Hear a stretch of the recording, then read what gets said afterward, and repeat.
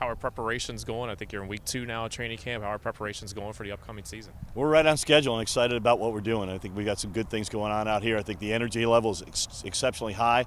Just really excited about where we are relative to the process. We've got a couple more days of camp to put in the can, so to speak, and then we're ready to go for Cleveland. Do you like the progress that you've been making so far out here? Oh, absolutely. We got a lot of veteran players out here that have led the charge. We're doing things at a different pace, at a different rate, if you will. So everything we're looking at right now has been just head and shoulders above my expectations. Randy just said this is the most professional camp he's ever been a part of. Where does this rank for you? And it's right up there because when I look at it, that's one of the things we wanted to do. We wanted to set the tone both professionally and execution-wise, obviously. But when you look at the professionalism of these players, what you're really talking about is how they accelerate from drill to drill. When they're out here, they're looking out for each other, but they're getting the work done, and their attention to detail. And that's really what separates a really strong professional club from another.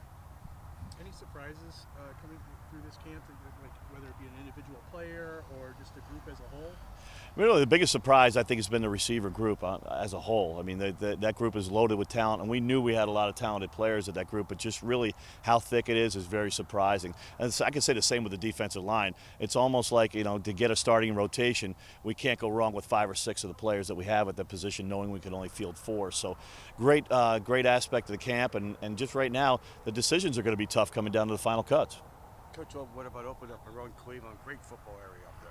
Oh, Cleveland's a great football town, and they've had success up there of late. And it's going to be a hostile environment. I've been up there as a coach, so I understand exactly what we're up against. And we know they're a veteran-laden group. They've got a new coaching staff, and they'll be excited about the first game. Traditionally, the crowds are very loud, but you know what? We'd rather have that atmosphere to start off with and get used to that. Because if you're going to be a good football team, you need to win on the road. When you have a good veteran guy like Joe Hills, how much do you lean on him, in the camps to get the other guys up to speed?